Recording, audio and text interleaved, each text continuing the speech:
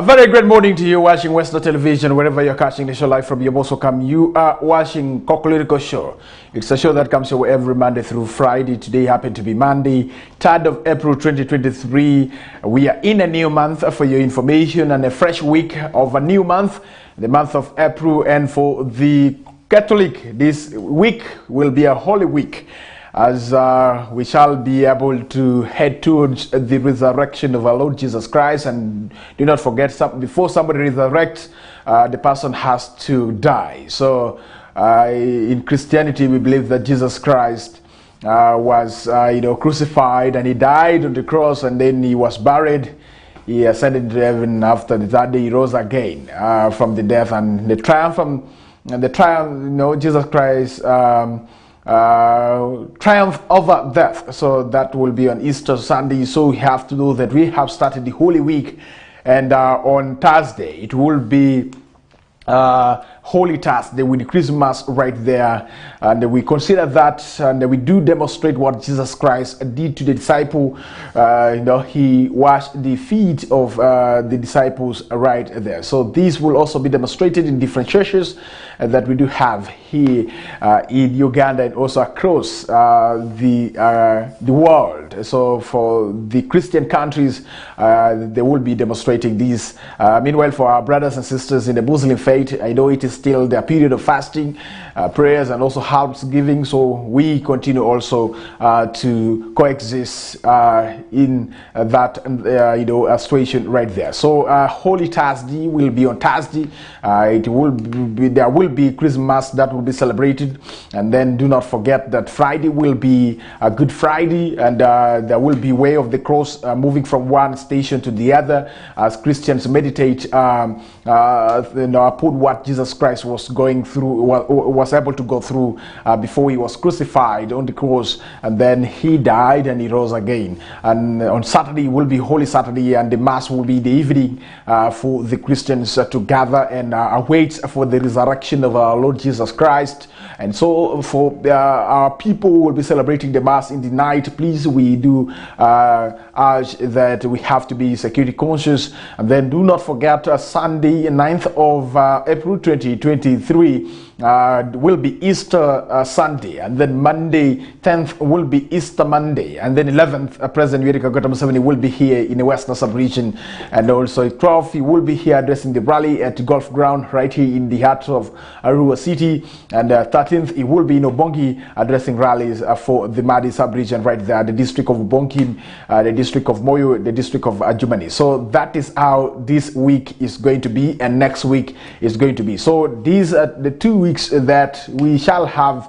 Will be a busy weeks for us, and for those who in the security department, and also those who are going to be part of the team that will be meeting President Yoweri Kaguta Museveni. So that is something I felt it is important and should be able to bring to your attention. All right, dear viewer, more information that you need to know this morning, and if you want to know what exactly happened and what is taking place right here in Arua City, you have to know that the City Service Commission of Arua City has been accused for being biased, and also for being tribalistic in choosing those who are supposed to get the jobs with the city authority. So last Wednesday, I have to tell you that the people who claim that their names have not been shortlisted for the job interviews in the city stormed the office of the city town clerk, demanding for transparency, demanding for explanation why the shortlist that has been made by the city do not carry their names. And so they do allege that something somewhere went wrong. As Western Television, we shall be able to continue to investigate on this particular story, whether something went wrong somewhere in as far as the job recruitment at Arua City Authority is concerned. So more of that we shall be able to bring to your attention as well. And dear viewer, also you need to know that Arua City main market is lacking power, and if you were to go in the morning or maybe during daytime, the fishmongers who are selling right at the main market, they use torches to light the area so that they are able to serve their customers. So this is one of the problems that we have right here in Arua City, for your information. So, and I believe that the city authority should be able to spare some money to clear the power bill that has accumulated on this city, and that's why they are not able to clear the that is the power bill at the main market right here in the heart of Arua City. And so you have to know that the market was constructed out of the money got from the World Bank as under Matif 2 project, and Arua City was one of the cities in this country that got that particular project, and it was with the 8 billion value addition facility that up to now has not been put into use, located in Zambia, a Windri ward right here in Arua Central Division, Arua City. So these are some of the developments that you need to know are taking place right here in Arua City. And do not forget, in sports yesterday, it was the post-primary ball games for Arua City final, where Mvara Senior Secondary School tussled it out with Arua Secondary School. Unfortunately, Mvara Senior Secondary School lost to that is Arua Secondary School in a penalty, shootout that did see Arua Secondary School winning the penalty shootout right there after Mvara Senior Secondary School.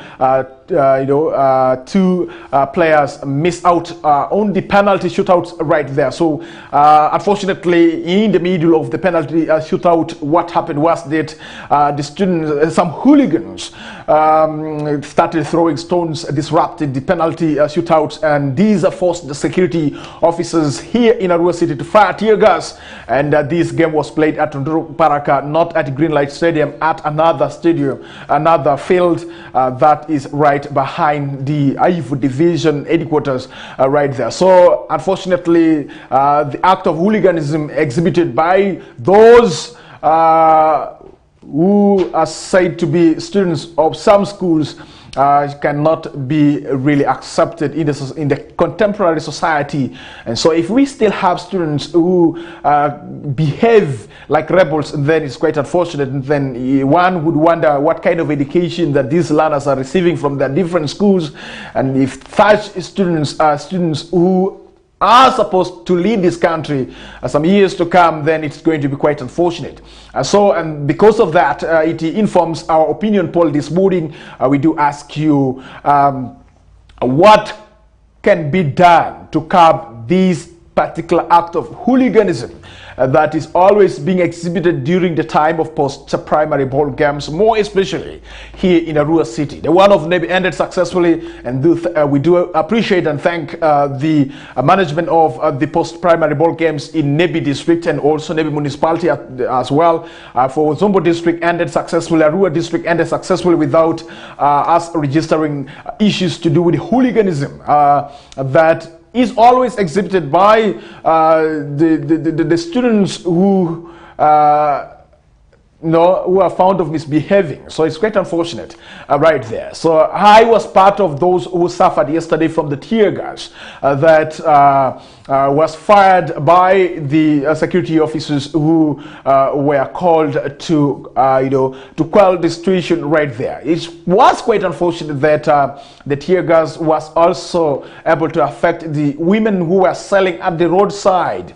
And this time, let me tell you something about this tear gas. It is not the usual tear gas that we used to know. This time, the tear gas that the police officers do fire, it is a very deadly one, my friend. Yesterday, I was almost seeing heaven because I could not see the path I am walking on. I was almost seeing heaven, for your information, because I could not breathe and I could not really see. And that is the effect of the tear gas of yesterday. And thank God that this morning my eyes are clear and I'm able to see, and I believe that you're able to see my eyes as well being clear as well. So I have to ask you this morning, what should be done to see that the act of hooliganism that is always being exhibited by the so-called students really is curbed completely? Because it shows backwardness and a sense of stupidity if we do have those who claim to be students and are being taught by those who went to school, not to the school, continues to behave in that manner. It's quite unfortunate. And this morning we ask you, what can be done to see that the act of hooliganism is not accepted, does not continue in our society, more especially with the students during co-curricular activities, because it was quite unfortunate right there. And the majority of those who were really behaving in that manner were not putting on the school uniform. So it becomes very hard even for the organizers of the post-primary ball games to identify which school exactly is behaving in that manner. And remember, because of act of hooliganism, some of the schools have been banned from participating in the ball games. And the case in point is St. Joseph's College, Umbashi. You have to know that they have been, banned from participating in the post-primary ball games for 5 years, for your information. And so I believe that the post-primary ball games committee will be able to sit to iron out on this particular incident that happened yesterday. It's quite unfortunate that we continue to have such manner, such behavior, and this also comes back to the authority having in place a very good facility that can really, facilitate successful ball games. The post-primary ball games. If you are to come to Arua City, it's very hard for you to really rely on a football pitch that is well designed, that can really facilitate such ball games. Here in Arua City, we used to rely on the police ground, but unfortunately, the police ground is undergoing what we call rehabilitation right there, refurbishment. And the former Arua Hill has been taken up, and there is a mini stadium that is being constructed, and that will take around 10 years for it to be completed from the look of things, because the contractor promised that the facility will be done within 2 years, but now we are getting into the third year, getting to the conclusion of the third year, and we shall be able to get to the fourth year without something being done, more especially on the football pitch that is supposed to facilitate football here in Arua City. And then also talking about that is Dorcas Nzikuru Stadium, that is very far. It has been fenced off, and it is being called the home of Arua Hill Football Club. And students cannot be allowed to have their games played that side, and this is also affecting the pupils of that is Arua Hill Primary School that do not have somewhere there where they can really practice their co-curricular activities from, more especially the CAPI 1, and that is the physical education. The students, the pupils cannot really get out of their classroom for physical education because they do not have where they can really have the co-curricular activities for themselves right there. So these are some of the issues that you need to know right there. Arua primary school playgrounds, that is down the other side, it is undergoing refurbishment, and so no games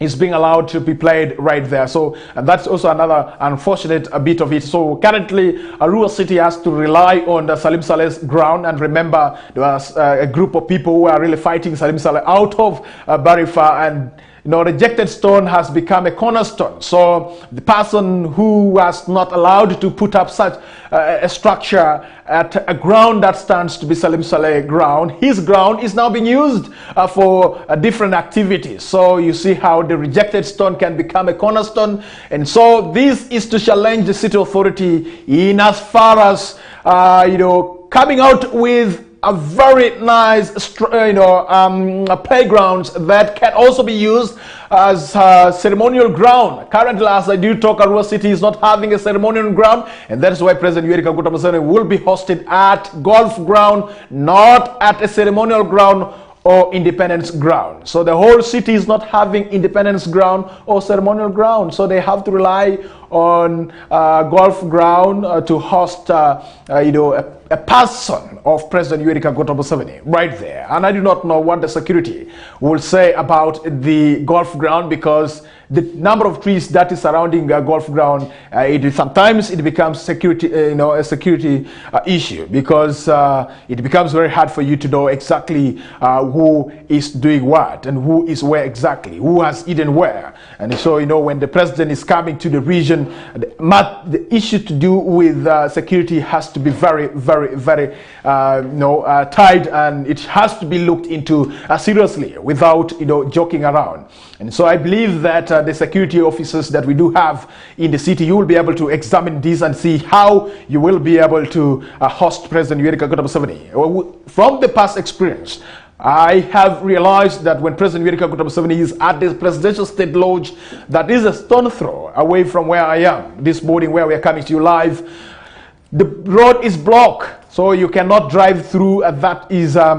You cannot drive through the Presidential State Lodge area, more especially the road heading to Mvara. The road will be diverted, and for you to get access to Mvara Cathedral, you will be ordered to use a very long route. And this time around, since the president is going to be at the golf ground, I am suspecting that even the road from the main roundabout, Arua Hill, curving to, that is Weatherhead Park Lane, joining Mvara Road, will also be blocked. And this will affect the city dwellers in as far as their movement is concerned, more especially those who would be moving from Mvara Cathedral, from Oluko, getting into the town center. You will be able to require to have a long route for you to reach the city center. So this is one of the challenges that come with poor planning of the city, and also poor planning for the people who live in the city. So we shall be able to swallow that, whether we like it or yes.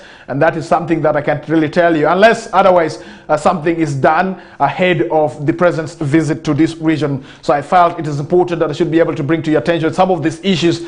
Dear viewer, we are coming to you live from the heart of Arua City, plot number 39A, Weatherhead Park Lane, right here in Arua City, Westnile sub-region. My name is Denis Oringi, and this is Kokoliriko Show. It is a Monday, 3rd of April, 2023. If you do not know, do not forget your calendar. We are using Gregorian calendar for your information. And so in other countries, some parts of this world, people are in another month and in another day. So for us in Africa, majorly we are using the Gregorian calendar, and some parts of this world, we do rely on the Gregorian calendar to mark our days, and also to know what time is it at this particular time. So we continue to tell you that it is 34 minutes past the hour of 7 a.m. Apparently 26 minutes to the top of the hour of 8 a.m. right on Western Television. For those who want to do business with us as Western Television, you can just visit our office right here, or you can use the contact that are scrolling on your screen, and to get in touch with us, and we discuss business. For those who want to sponsor Kokoliriko Show,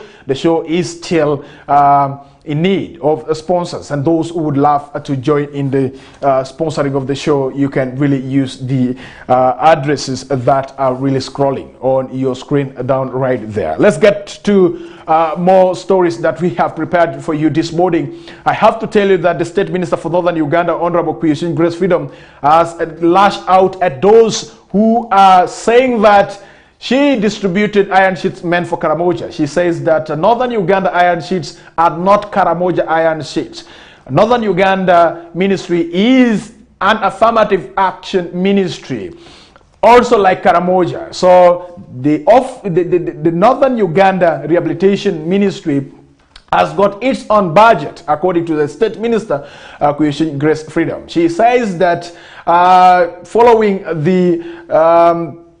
the story that was published in one of the dailies that we have in this country, that they were among the ministers who submitted accountability for the iron sheets. She says that it is required by that is all the government ministry departments and agencies to submit accountability for the money that they always receive to implement government programs. So she did that because that is what is expected of her. And so for those who are saying that she got the iron sheets meant for Karamoja, they should be informed that the iron sheets she was distributing in northern Uganda were iron sheets meant for northern Uganda. And so they were located around 19,000 iron sheets. So far she distributed around 15,000 iron sheets to different districts and beneficiaries, institutions that we have in northern Uganda, in West Nile, I think the districts that we have in this region, they were able to receive the iron sheets. So the iron sheets were given to those who requested, and not that maybe it was hand-picked and then you just have to pick somebody, then come and get the iron sheets. That is not the case. So that is the information that you need to know. And Honorable Biga Mario Kania, whose name also appeared among the ministers who have been published to have received the iron sheets, did say that the iron sheets he received was from the office of the Prime Minister in Northern Uganda Rehabilitation Ministry, not from the Karamoja iron sheets right there. So this should really categorically go clear in the minds of those who are lashing at these ministers that they have really received iron sheets from Karamoja. The iron sheets received by the people in the north were iron sheets meant for northern Uganda, not for Karamoja. And that is what the State Minister for Northern Uganda Rehabilitation, Honorable Kuyushin Grace Fido, did say while addressing the press here in Arua City in regards to the accountability that she submitted to the IGG in regards to the allocation of the iron sheets to the ministry in charge of northern Uganda right there. So that is something that you need to know right there.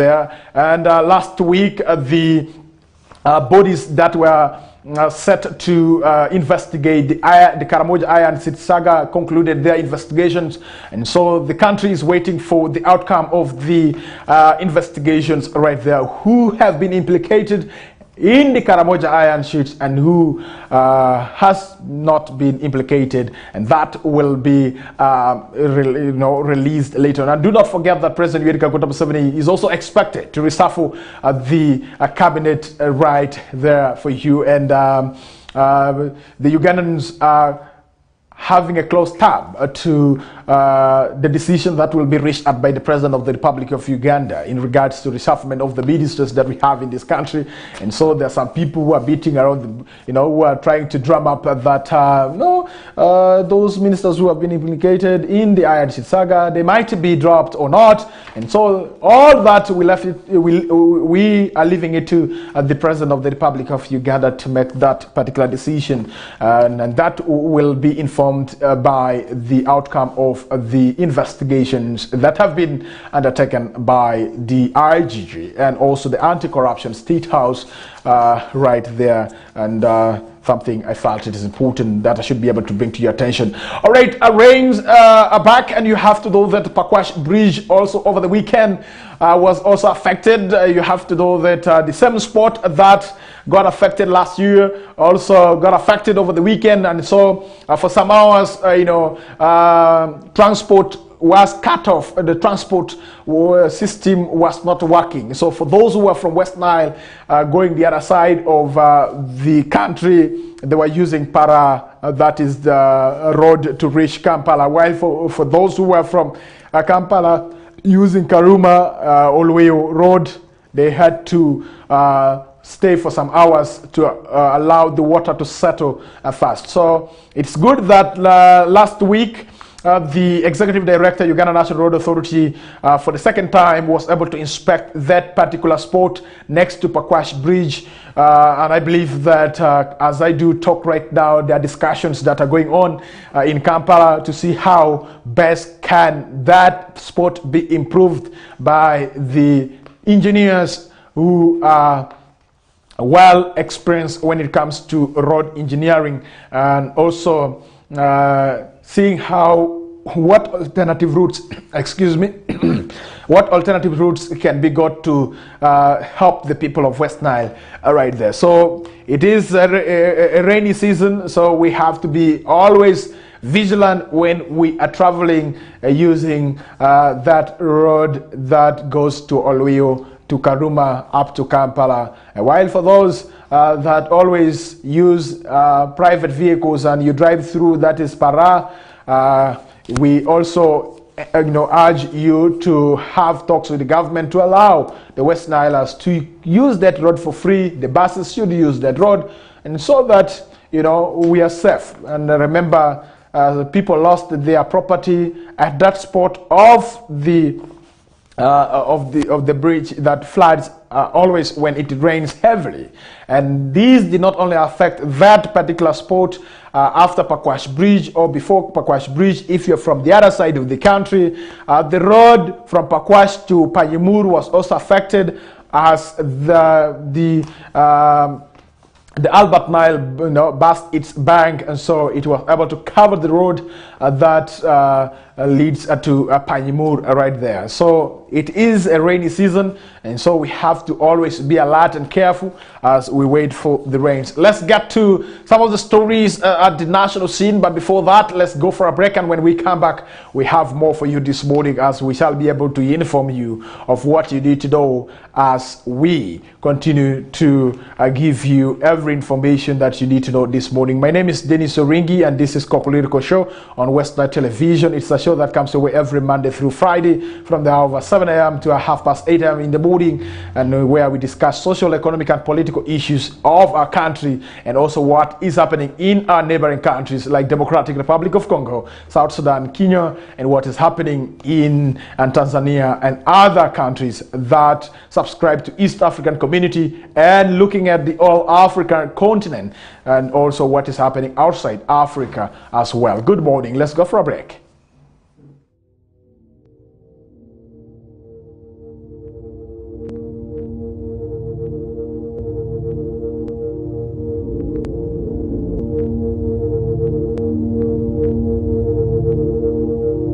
Westnile TV, lighting up the region.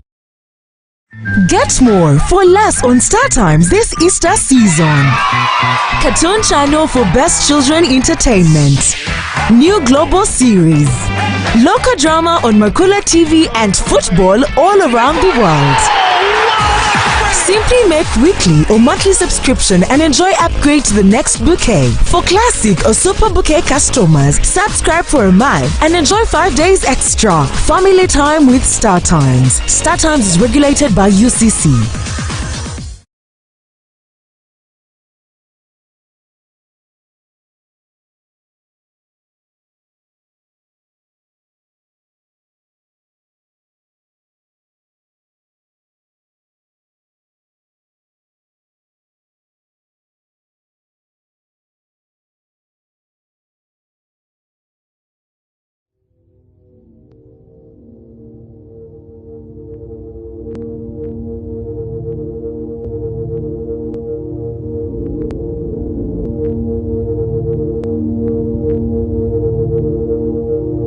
Westnile TV, lighting up the region.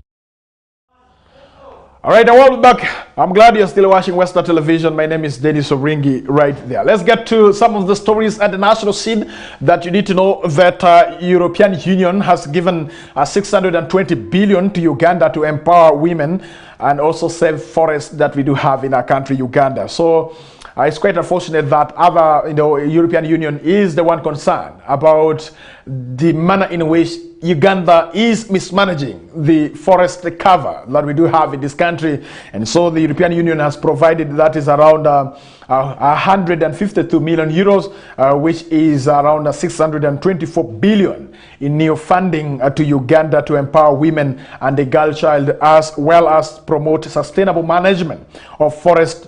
Of these, you have to know that 461 million will go towards the Gender for Development Uganda, a program aimed at supporting education for adolescents, reducing gender-based violence, and promoting sexual and reproductive health. So the announcement was made on Friday in Kampala, during the visit to Uganda by, that is Ms. Miriam Ferran, the Deputy Director General of the European Union's delegation, Directorate General for the International Partnerships right there. So quoting her, saying that through the Gender for Development Uganda, the EU is concretely, demonstrating its support and commitment to protect children in Uganda. And also they have recently been reports of child abuse, including in schools, and also parents.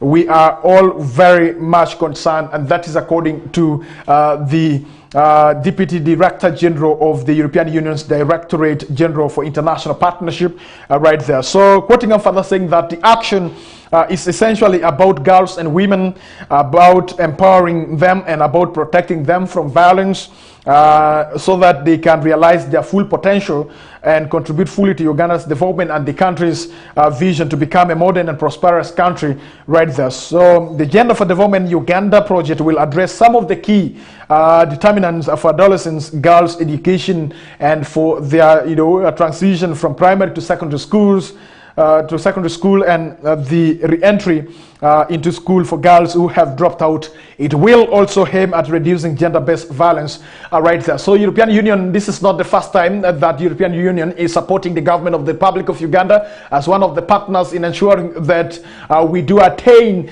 gender for development, right there. So the organizations, the non-governmental organization, the CBOs, you do have funding for you, right there. So that will determine by how you will be able to present your proposals for this particular funding, right there. So I think it is a very, very good partnership that government of the Republic of Uganda has entered with the European Union in regards to Gender for Development Uganda, right there. So I think this will really contribute positively to the growth and development of this country called Uganda, right there. And in as far as curbing what we call the gender-based violence is concerned, the teenage pregnancies as well, because you have to know that COVID-19 that hit the country had affected many young girls and boys, and some of them could not go back to school. Right now, as I do talk, they are now mothers and fathers in different areas that we have in this country, right there. Let's have more for you this morning. Getting to that is Ethiopia. Ethiopia says that they are keen to resume dam talks with Egypt and Sudan. And remember, Ethiopia on Saturday reiterated its interest in resuming talks with Egypt and Sudan over a huge and controversial dam project which is being built on the River Nile. Ethiopia's Deputy Prime Minister and Foreign Minister, that is Demeke Mekonnen, said the construction of the Grand Ethiopian Renaissance Dam has reached the final stage. Mekonnen made the remarks during a consultative forum which reviewed the implementation of the construction of the dam right there. So quoting him saying that African solutions to African problems. So he says that this country is yet interested to resume the trilateral negotiation under African solutions to African problems right there. So Ethiopia has reportedly expressed its interest to restart the negotiations under African Union-led mediation, which Egypt is not comfortable with, and the talks between the trios were halted in April 2021 after the African Union that is failed to resolve the long-standing dispute over what we call the massive multi-billion Ethiopian hydroelectric dam, which would be Africa's largest upon that is completion. Failed African Union talks pushed Egypt to protest at the United Nations Security Council and demand pressure through international partners on Ethiopia to halt that is filing the dam until a final and a binding agreement is reached between the parties right there. So the construction, the Ethiopian ministers remarked, came only a few days after the Horn of Africa's nation announced the construction of its controversial mega dam project has reached 90% completion. He further went into saying that a pre-colonial era-based treaty that benefits only one party is not acceptable right there. So that is something that you need to know. And then you have to know that in 1929, Egypt and Britain signed a Nile water utilization agreement which granted Cairo to receive 48 billion cubic meters of water that is annually, and Sudan 4 billion cubic meters from the Nile River. So Britain signed the agreement representing East African countries, namely Uganda, Kenya, Sudan, and Tanzania, then Tanganyika right there. Under the terms, Egypt would also not need the consent of upstream countries to undertake water projects in its own territories, but could veto any projects by upstream countries on any tributaries of the Nile right there. So the reason why I have decided to bring this story, you have to know that all of us, we are beneficiaries of this particular Nile that the trios are really talking about Egypt, talking about Ethiopia, and also that is Sudan right there. So you have to know that in case of anything that happens upstream with the countries that are downstream, namely Uganda, Tanzania, talking about Kenya, we shall be affected in regards to the utilization of River Nile. And you remember at a certain point that any action taken by the countries downstream in regards to utilization of River Nile, destroying the River Nile, it will be a very, very big alarm for the countries like Sudan, South Sudan, Ethiopia, and also Egypt as well, because these countries depend on this particular water that passes through Uganda up to that is the Mediterranean Sea right there. And so away from that, let's get to Bunyoro sub-region. Masindi beekeepers losing fortunes in beekeeping, and the beekeepers in Masindi district are losing millions of shillings over bush fire by farmers preparing gardens for both crop and sugarcane production. The beekeepers say smoke from garden fields neighboring their beehives interferes with the ability of bees to breathe, smell, and taste, thus fleeing from the hives. So I know this is the period that we have the farmers preparing their gardens, and we should also be very, very concerned with other, agricultural activities that do take place in the neighborhood. As you burn your grass or you burn the bush around your garden, remember that in the same bush that you are burning, there are farmers who are undertaking beekeeping. So smoke and bees, they don't meet, and this affects bee honey production in that area, especially the Bunyoro sub-region. And so beekeeping is not only taking place in Bunyoro sub-region, even us here in West Nile, we know of people and areas or districts that are known for beekeeping. So the farmers who are clearing their gardens for crops, let us be mindful of other farmers who are venturing into beekeeping by also protecting their beehives, meaning that when we are burning the bush around our gardens, we should be very, very, very careful and mindful of the beehives of our friends, of our neighbors that are in the bush that we are setting ablaze. Yeah, it is important that you should clear your garden so that you can have the ease to plow or to dig, and so we should be mindful. Remember, as a country, we also do get a lot of money through honey production and sale right there. So Job Biarohanga, the Masini district, that agriculture officer, said commercial farmers are encouraged to demarcate, that is 10 meters around their farm boundaries, and plant trees to provide shade for the bees and limit the heat to the neighboring beehives, which some farmers have done right there. So that is another practice that you can adopt.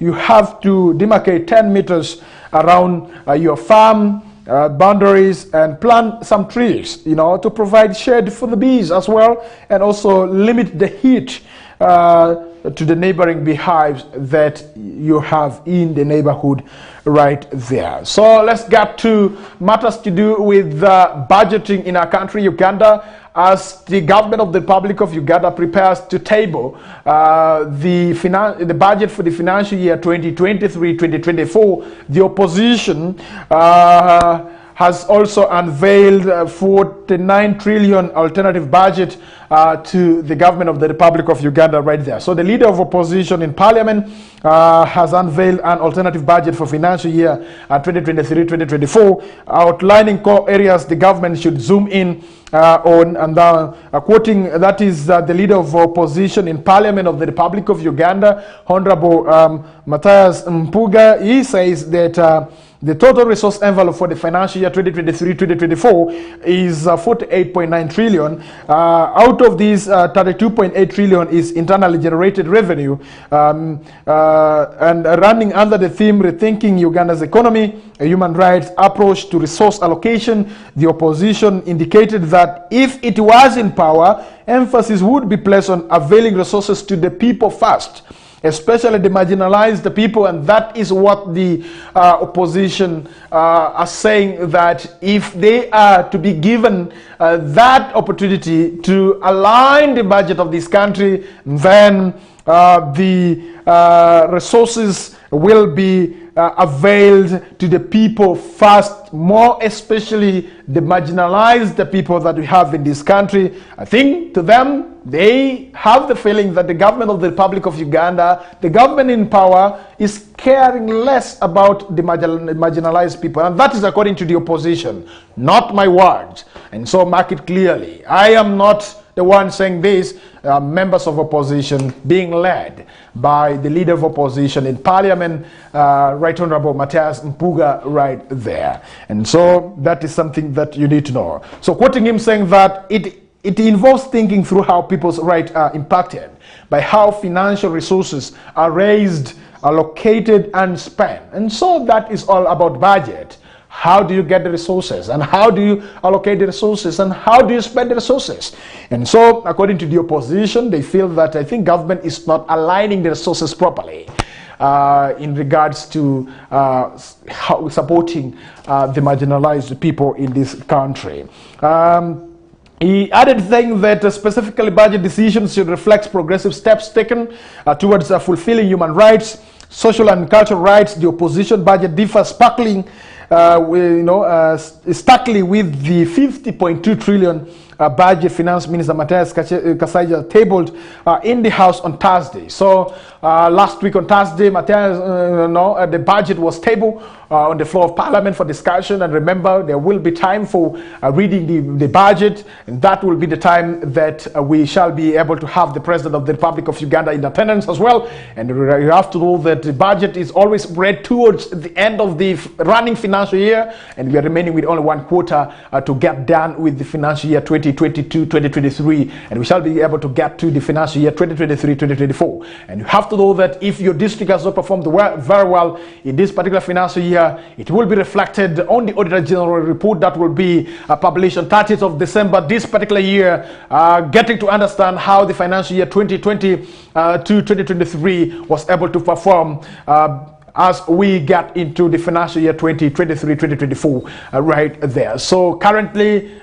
different district local government units are passing out their budget, and so get interested to understand what is the budget of your district. Is it captures what we call the program alignment budget? Because currently the local governments are being encouraged to align their budgets according to the programs, not according to the sectors, as it was in the past.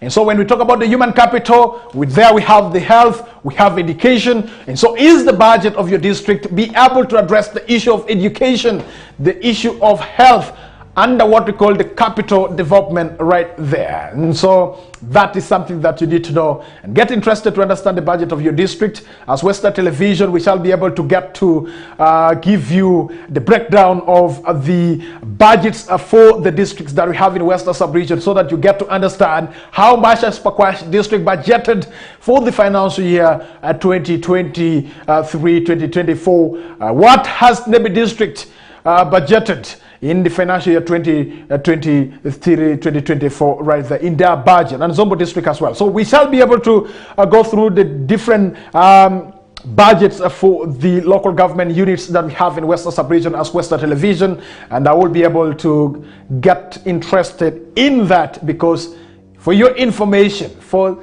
service delivery to be successfully delivered, the district should budget on how they will be able to deliver the services to the people. And as members of the public, as wananchi of this country, we should be able to get interested in understanding how much has Nebi district been able to receive in the financial year 2022-2023. What did they use the money for, and how much has been left and has been taken back to the consolidated fund, and why did the money go back to the consolidated fund? I have been told by scholars that once a district fails to utilize the money, then that district is not doing well. There is a problem, and we have those districts here in Westnile, the districts that have been able to, remit money back to the consolidated fund.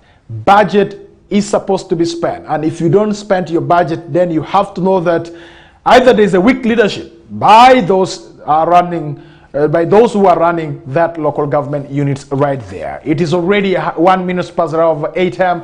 right here on Westnile Television. We still have more for you right here on Westnile Television. No one is born gay, and that's according to Minister for ICT, Chris Biaramunzi, right there. He says that nobody has been born gay. So nobody has been born gay. No one is born gay. And that's according to Minister of ICT and National Guidance right there. He says that nobody is born gay. So this thing of the gay rights, these people should be given their rights. President Yoweri Kaguta Museveni yesterday was able to address the members of the, and that is the members of African, Parliamentary Conference right there. So the Minister for Information, Communication Technology and National Guidance, Dr. Chris Biaramuzi, said Parliament remained firm on protecting the values of Uganda by maintaining its stand, on the recently passed anti-homosexuality bill 2023, which is awaiting President Museveni to sign. Quoting him saying that, "I am a medical doctor by training. Homosexuality is not natural. It is not right that someone should argue that they were born a homosexual and there is nothing I can do about it. A lot of studies have been done and there's no evidence whatsoever to indicate that homosexuality is as a result of genetic predisposition. Rather, evidence indicates it is a behavior which is learned and can be unlearned." And that's according to the Kinkizi Member of Parliament. Kinkizi is Member of Parliament, that is a Chris Biaramuzi right there. So he made the remarks during the opening of the two-day first African Parliament and delegates from 17 countries on Friday in Entebbe, quoting him saying that, "I asked some of the foreign media if they have had us inquiring of the laws made in America or any of the European countries. They legislate for their countries and we legislate for ours. Why should you impose a culture that is not ours? Homosexuality is not African. We are saying if you cherish it in your country, cherish it from there. Don't impose it on us." And that's according to Dr. Chris Biaramuzi, who is the Minister of ICT and National Guidance in our country, Uganda. Biaramuzi, who was representing the Speaker of Parliament of the Republic of Uganda, said African leaders must be firm and promote what we call mutual respect. In her remarks, Speaker Mong, whose speech was read by Dr. Chris Biaramuzi, said that presently the sovereignty of Uganda and its citizens are at a great risk from foreign influences, and that is from the Speaker of the Parliament of the Republic of Uganda right there. Let's get to Kenya and we get to understand what is happening in Kenya right there. You have to know that Kenyan President William Ruto calls for respect of law in his address right there. And allow me to read it verbatim, the speech by William Ruto to Kenya ahead of today's protest that was planned by Raila Odinga. And for your information, the Azimio La Umoja being led by, that is Raila Odinga, he decided to call off today's protest, saying that they are giving time to meet the government in power to discuss their grievances. And so that is something that you need to know. So in his speech, William Ruto says this: in the last 2 weeks, our country, that is Kenya, has experienced grave acts of lawlessness, widespread violence, looting and invasion of private property by persons taking advantage of political demonstrations called by the opposition. During this period, lives have been lost, people injured, property looted or destroyed, the economy has suffered, and the image of Kenya as a nation dented. Our security agencies have endeavored to do everything within the law to protect the lives and property of all citizens. Nevertheless, the violence, chaos, and disorder continue to distract our national focus on economic transformation. 3 Kenyans, among them a police officer, have lost their lives in the protest. More than 400 Kenyans, including at least 60 security officers, have been injured. A police vehicle was burnt to ashes, while another was hijacked and commanded by unruly protesters. 2 houses of worship were burnt down, kiosks, supermarkets, and a mortuary were looted. Our country's image and history in the League of Modern Nations have been at stake. The possible to salvage the economy from the deep hole it was in. The country's economy has been hard hit at a time when my administration is doing everything possible to salvage the economy from the deep hole it was in. My administration has instituted solid measures and policies to attract investors and through their investment create opportunities for millions of our young people to realize their potential. We cannot allow these efforts to be derailed by acts of violence, chaos, and anarchy. We all have an obligation to respect the Constitution of Kenya. This also includes respect for the institutions established and created by the Constitution. Our country's elected system and process is electoral system and process is anchored on the principle of this Constitution. The Independent Electoral and Boundaries Commission conducted a free, fair, and transparent general election on 9th August 2022, a poll that was observed by different organizations, local and foreign. The Commission declared the results for all 6 elections conducted, and any contestant who was aggrieved by the outcome had the opportunity to present their grievances to the country's judicial system for arbitration. The Supreme Court of Kenya had and determined with the finality the 2022 presidential election dispute and ruled on the petitions that were filed by the aggrieved contestants and their supporters. Nevertheless, I have carefully listened to the issues raised by Honorable Raila Odinga. In times like this, it is not about who is right or who is wrong. As Winston Churchill said, I dare say that courage is what it takes to stand up and speak, but it is also what it takes to sit down and listen. I have always been ready to engage Kenyans from all walks of life, including elected and appointed leaders from across the political divide and religious fraternity, on how to make our country better and more prosperous. My door still remains open for honest, objective, and sincere deliberations based on the rule of law and the Constitution. On the reconstitution of the future electoral commission, the selection panel that is currently in office is the creation of the law that was passed by the 2 chambers of parliament in response to a court decision. The court clearly stated that one institution, in this case parliament, cannot dominate the process of establishing an electoral commission at the expense of other institutions that have a role to play in the country's electoral process. However, considering the matters raised on this particular subject, I suggest a bipartisan engagement in Parliament on the reconstitution of the IEBC panel within the parameters of the law and the Constitution. In any case, a Democrat and guided by the Constitution, I, on 9th December 2022, sent a memorandum to Speakers of the National Assembly and Senate requesting for purposive intervention on the implementation of the 2/3 agenda rule, entrenchment in the Constitution of the Constituency Development Fund, Senate Oversight and National Gender Affirmative Action Funds, the establishment of the position of the leader of the official opposition, and improvement of the parliamentary oversight of the executive. The IEBC selection panel and the future process of recruitment of its commissioners could as well be part of a conversation leading to constitutionally and legally binding proposals through a bipartisan parliamentary process.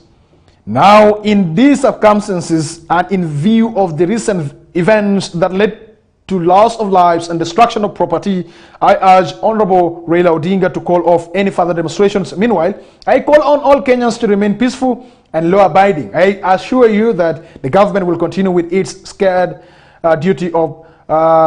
sacred duty of protecting lives and property. So this is the speech of the President of Kenya, His Excellency William Ruto, right there. And do you know what? Because of this address that was made by the President of Kenya, William Ruto, Raila Odinga decided to call off today's protest in Kenya.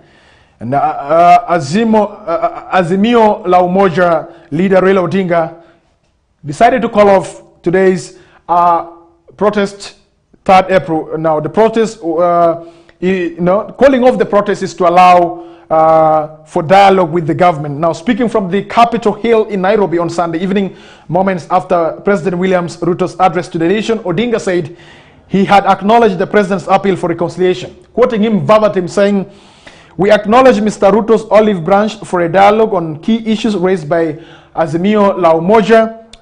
To us, this is a positive development." And that's what Odinga has said right there. So Odinga, however, said the weekly protest would resume next week if President Ruto failed to meet the opposition's demands. The opposition leader also welcomed Ruto's statement of reviewing laws on the selection of the IEBC commissioners, that is the Independent Electoral and Boundary Commissioners Commission right there in Kenya. And so here he says that Odinga says we agree that a balanced parliamentary process chaired by both sides and backed by experts from both sides should proceed. In our view, the committee must be composed with immediate effect, with strict deadlines for resolving the crisis facing the country, and that's according to Odinga. He has also asked that all arrests and prosecutions relating to demonstrations be stopped with immediate effect, and these were words from the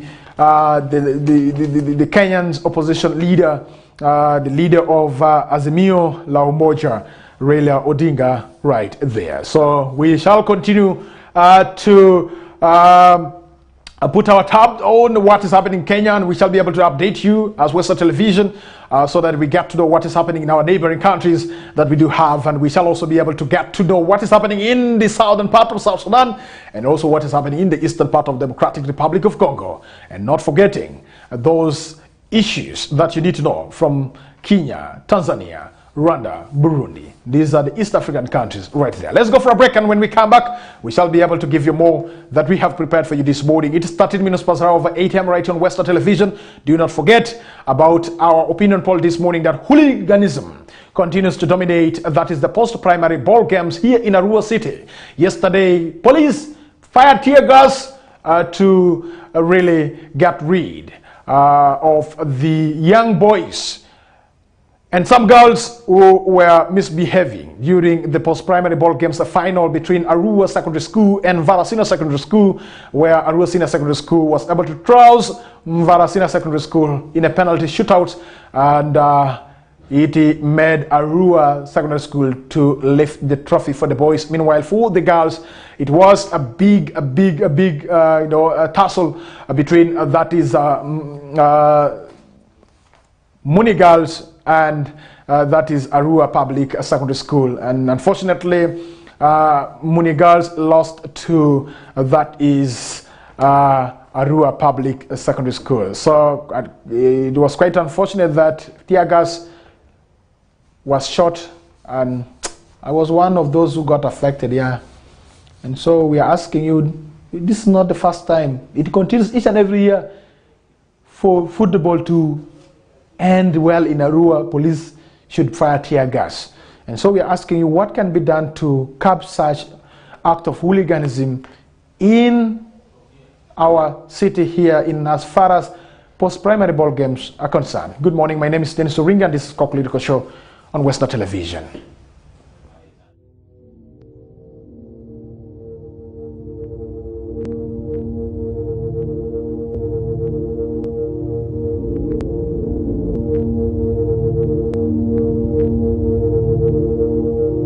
Westnile TV, lighting up the region. Get more for less on Star Times this Easter season. Cartoon Channel for Best Children Entertainment. New global series. Local drama on Mercula TV and football all around the world. Simply make weekly or monthly subscription and enjoy upgrade to the next bouquet. For classic or super bouquet customers, subscribe for a month and enjoy 5 days extra. Family time with Star Times. Star Times is regulated by UCC.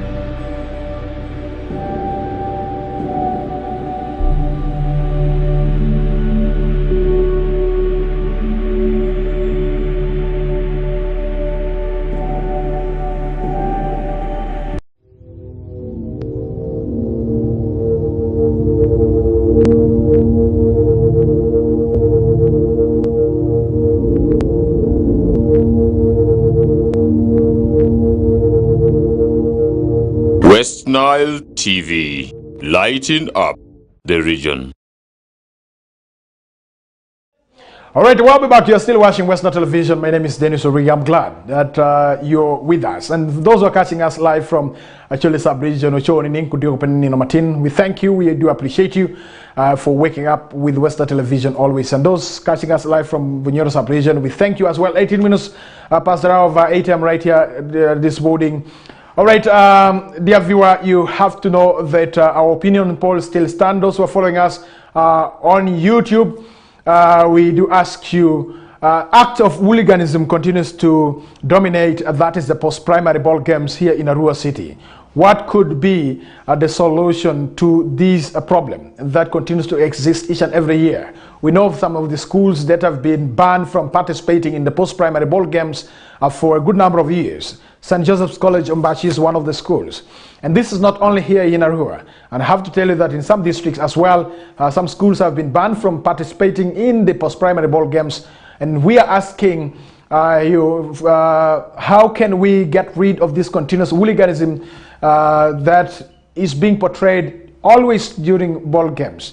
Because I thought we are in a civilized society. We should not be, seeing tear gas being fired to those who claim to be going to school to study, to learn. And you wonder what kind of education that such young people are receiving if they continue not to understand pelting stones on people who have gone for a peaceful match. And then all of a sudden the match becomes like opposition versus government, especially during campaigns, and you see tear gas being fired. Boom, boom. And some of us, we do not want to hear gunshots, because what we had during LR insurgency was enough for us to know how a gun sounds. So it's quite unfortunate. And the tear gas yesterday that rocked on Doparaka did not only affect those who were in the football pitch, It even affected those women who sell at Ndoparaka Trading Center, and everybody was on his or her toes. And I believe that there are some women who even lost money, by the way, because all of them ran for their dear lives. And there was a tear gas that was just dropped at the place where these women were selling their potatoes, just along the main road that goes to Leah Udamashako. And the football match was just the other side behind Ivu Division headquarters. So you see how act of hooliganism can really affect a place. And if you are to ask the people in Ndoparaka whether next year they should take again the football match that side, they will not accept. They will say, we do not want such to again take place. And so this leaves the city authority with a lot of with a lot of questions and what need to be done. And we are asking you this morning, what should be done to see that the act of hooliganism that is always portrayed and exhibited during ball games is really get rid of? What need to be done? We need to ask ourselves, what could be the problem? Is it the issues to do with the manner in which the football game is being officiated? But yesterday, from the look of things, I am not reporting, but I am saying what I observed. So I do not want to make it as a hearsay. It was something that I observed from the start up to the last. I was among those who even took off because of the tear gas that was rocking Ndoparaka Trading Center seriously. And so for me, it was not a nice thing. And for how long shall we continue to live like that, to behave like that? And this is going to the students who always think that they are men enough that they can really disturb the peace of other people. We have Awuza Fredox who has dropped in his comment right there. He said that I suggest planning the marches far away by authority, whereby it is hard, it is very, very hard to be watched by majority, but have other alternatives means like. And so what other alternatives, if my producer can also flash the alternatives that Awuza Fredox is proposing, and then that will be a good one right there. So Awuza Fredox is saying that, yeah, he suggests that they have to have the march away from where the majority could really gather to watch the march right there. So he has given alternative means like, so we have the like right there. So he said he suggests planning the marches far away by authority, whereby it is very hard to be watched by majority, but have other alternatives means like broadcasting by media. Good morning, thank you very much, and thank you. I think the organizers of the post-primary ball games here are getting this particular comment right there. So why can't you take the game very far and then involve Westnile Television to broadcast the game live for the spectators and for these football lovers of the post-primary ball games right there? So it's quite unfortunate that this alternative that has been proposed by Awuza Fredox was not really considered by the organizers of the post-primary ball games right there. So I believe that next year the organizers will be able to have a round table if it involves increasing that is the fees that is being paid specifically for co-curricular activity, and then you have to increase so that we continue to have peaceful football matches that are played here in Arua City, as far as the post-primary ball games are really concerned right there. Do we have more comments that we do have for you? If my producer can as well flash some of the comments that we do have, will be a good one right there. Dear viewer, you too can do the same by dropping in your comments in regards to the hooliganism that is always being witnessed during the post-primary ball games right here in Arua City. It is becoming like a daily bread always. Whenever Arua City organizes for post-primary ball games, we cannot escape from tear gas. I do not know whether it's a culture here that we cannot get rid of something.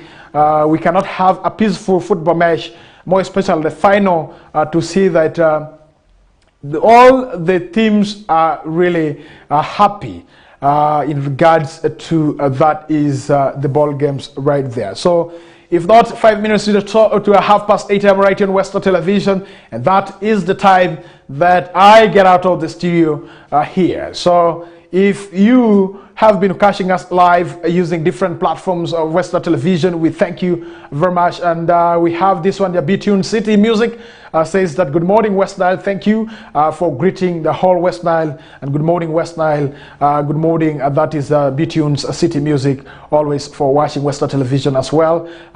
Thank you very much. The one gentleman called Zevi, thank you for watching Western Television. You always wake up together with the Kokoliriko's crew, and so we thank you always for tuning to Western Television as well. Dear viewer, 4 minutes to 8:30 a.m.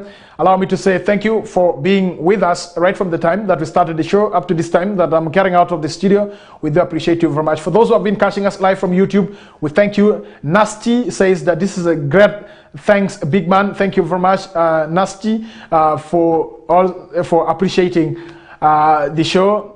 We appreciate you as well for watching the show from wherever you are catching the show live from. We do appreciate you.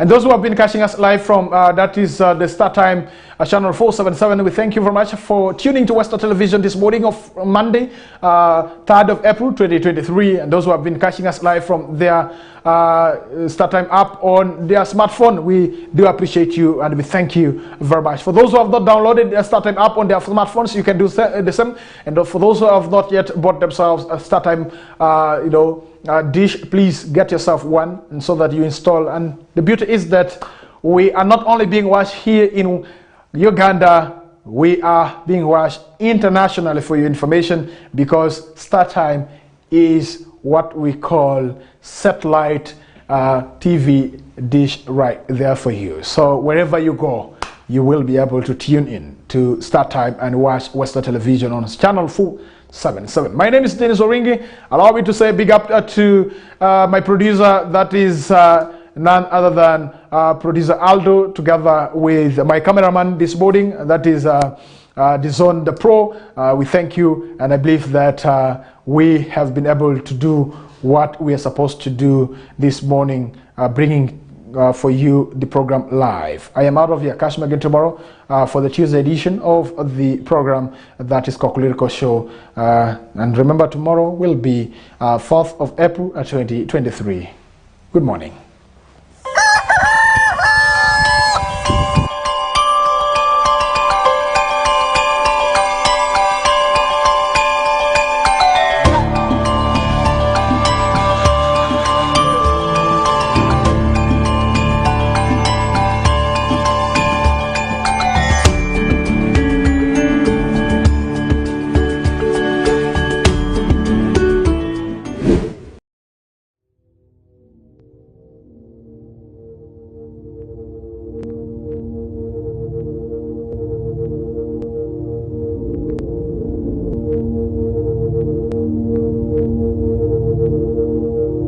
Westnile TV, lighting up.